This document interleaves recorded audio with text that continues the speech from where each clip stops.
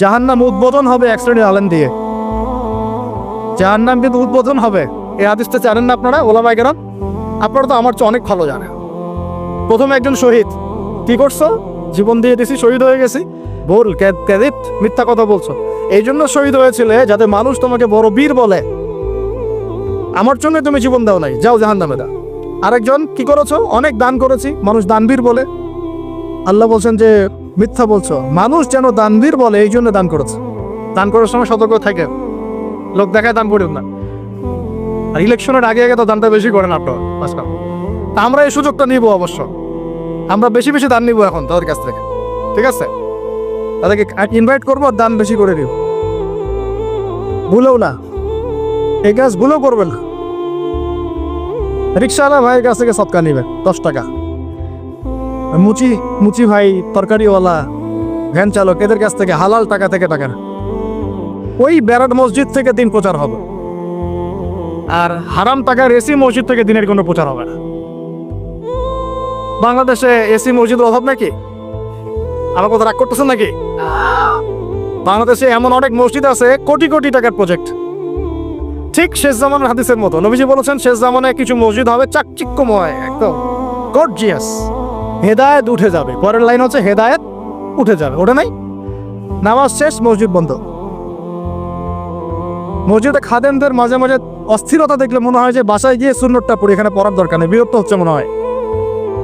নামাজ শেষ হওয়ার পর তাড়াতাড়ি এসি বন্ধ করতেছে, লাইট অফ করতেছে, ফ্যান অফ করতেছে। ভাই তাড়াতাড়ি যান, বিল উঠতেছে। আল্লাহ আমাদেরকে বোঝার তৌফিক দান করো। তো উম্মার ক্রান্তি লগ্নেই আপনি এগুলো চিনতে পারবেন, তাছাড়া পারবেন না। আল্লাহ নবী বলছেন, যদি তোমরা হাত দিয়ে প্রতিহত করতে না পারো, যেটা সামর্থ্য আপনার নাই, মুখ দিয়ে যেন প্রতিবাদ কর। এখন এই জায়গায় আমাদের ইমান থেকে আসে না নাই?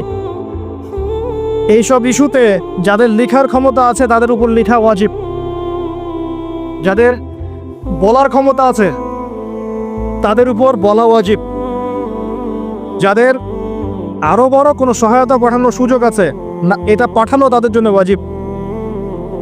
যাদের রাষ্ট্রীয়ভাবে কিছু করার ক্ষমতা আছে ওইটা করা তার উপর ওয়াজিব। আর যার এসব কোনো কিছুই করার ক্ষমতা নাই তার উপর দোয়া করা ওয়াজিব। আমাদের কি দোয়া করার ক্ষমতা নাই? আল্লাহ পাক শুনবেন না আমাদের দোয়া?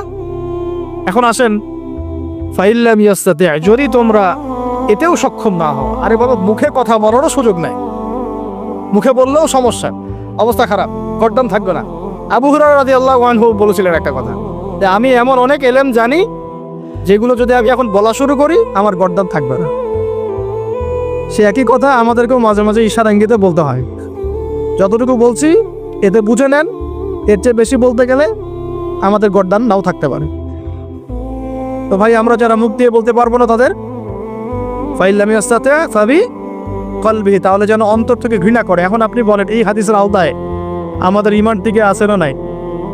অ্যাটলিস্ট মন থেকেও কি ঘৃণা করে? সাধারণ মানুষ মন থেকে অন্তত ঘৃণা করে। আর যদি ওয়াযালিকা আদআফু মিনাল ঈমান, মানে এটা হচ্ছে ঈমানের সবচেয়ে নিচু লেভেল, তার মানে যার মন থেকেও ঘৃণা আসছে না, ঈমানের সাথে কোনো সম্পর্ক নাই। ব্যাস, সোজা কথা। তো এখন আমাকে বলেন, যারা চোখের সামনে এই জুলুম, নির্যাতন, অন্যায় বছরের পর বছর দেখে আসতেছে, তার উপরে মাজলুমদের পক্ষ না নিয়ে জালেমদের পক্ষে ফতোয়াবাজি করতেছে, ঈমানের কোন লেভেলে তারা আছে? তাদের কাছে আমাদেরকে দিন শিখতে হবে, ওখানে আকীদার দার্স দিতে হবে, ওখানে আমাদেরকে সহিহ শিখতে হবে, সহিহটা শিখতে হবে। আর সমস্ত উলামায়ে কেরাম মরে গেছে সারা ওয়ার্ল্ড থেকে। আল্লাহর ওয়াস্তে নিজের আকীদা, নিজের আমল নামার ফিকির করেন। কেউ কাউকে বাঁচাবে না কালকে আমাদের মাঠে। যদি এই দুনিয়াতে আমরা হকপন্থী না হতে পারি, শ্বাস চলে গেলে আর হকপন্থী হতে পারে।